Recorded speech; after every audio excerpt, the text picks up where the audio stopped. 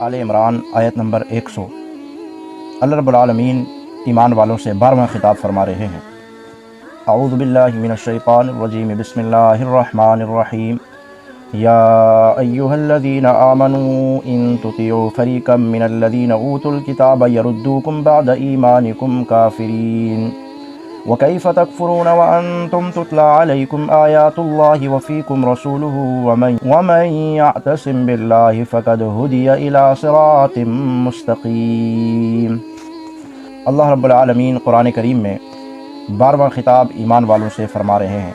اے ایمان والو، ان تطیعوا فریقا من الذین اوتوا الکتاب، اہل کتاب میں سے کسی گروہ کی اتباع، پیروی، اطاعت مت کرو۔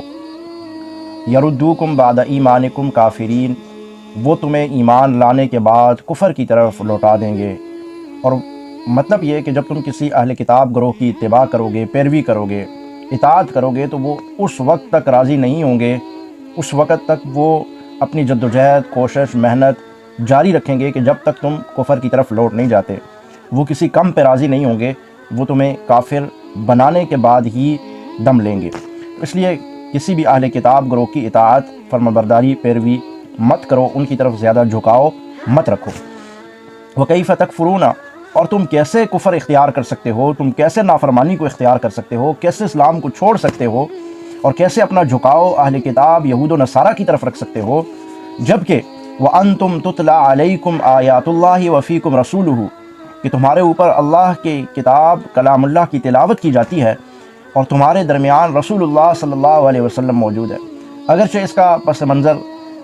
اس وقت کے اعتبار سے صحابہ کرام رضوان اللہ تعالی علیہ مجمعین کے لیے، لیکن یہ پوری کی پوری امت کو خطاب ہے، پوری کی پوری امت کو، ایمان والوں کو مخاطب کیا کہ جب اللہ کی کتاب تمہارے پاس موجود ہے، جب اللہ کی کتاب کی تلاوت کی جاتی ہے اور اللہ کا رسول موجود ہے تمہارے لیے، اور وہ قیامت تک کا نبی ہے اور اولین و آخرین کا نبی تمہارے پاس موجود ہے، تم ایک نبی کی امتی ہو اور اس کی تعلیمات تمہارے پاس موجود ہیں، تو تم کیسے بھٹک سکتے ہو، کیسے راہ کو چھوڑ سکتے ہو، ایک کامل، مکمل، اکمل دین کو چھوڑ کر ناقص اور وہ دین جو آج کے لیے نہیں ہے، جو سابقہ دین ہے، جو ایک وقت معینہ اور مدت معینہ کے لیے تھے، تم اسلام کو چھوڑ کر ان دینوں کی طرف کیسے پلٹ سکتے ہو یا کیسے ان کی طرف جھکاؤ رکھ سکتے ہو۔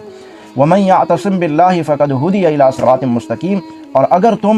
اللہ کے سہارے کو، اللہ کی رسی کو مضبوطی سے پکڑو گے، قرآن کریم پر کاربند رہو گے، رسول اللہ کی احادیث اور سنت پہ کاربند رہو گے، فَقَدْ هُدِيَ إِلَى صِرَاطٍ مُسْتَقِيمٍ، تو تم سیدھے راستے کی طرف چلا دیے گئے ہو، تمہاری ہدایت سیدھے راستے کی طرف کر دی گئی ہے، اگر تم نے کلام اللہ اور رسول اللہ صلی اللہ علیہ وسلم کی اطاعت کر کے زندگی گزاری، اور اگر تم نے یوں نہ کیا بلکہ تم نے اطاعت اختیار کی یہود و نصارہ کی، تم نے جھکاؤ اختیار کیا یہود و نصارہ کی طرف، اگر تم نے دل میں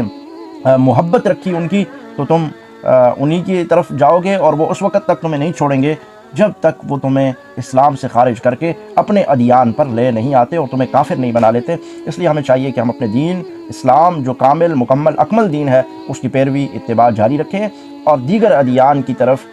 بجائے اپنا میلان، رجحان ان کی طرف کرنے کے، ہمیں اسلام، قرآن، شریعت کی طرف اپنی ساری توجہ مبذول رکھنی چاہیے، اور یہود و نصارہ ان کی طرف جھکاؤ رکھنے سے، یا دل میں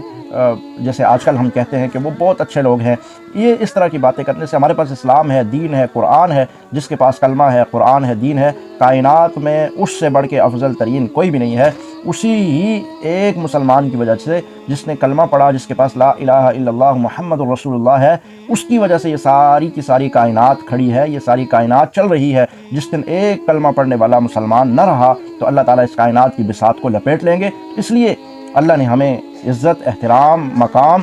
دیا ہے، اس امت کے ہر شخص کو دیا ہے، تو ہمیں اپنی اس نسبت پر فخر کرنا چاہیے، ہمیں اس نسبت کی لاج رکھنی چاہیے، اور اس نسبت کے جو تقاضے ان کو پورا کرنا چاہیے، نہ کہ ہم ادھر ادھر دیکھ کر اپنے ایمان کو ضائع کریں۔ ویڈیو کے نیچے سبسکرائب کے بٹن پہ کلک کریں، بیل کے آئیکن پہ کلک کیجیے تاکہ ہر نئی ویڈیو کی نوٹیفیکیشن آپ کو مل جائے۔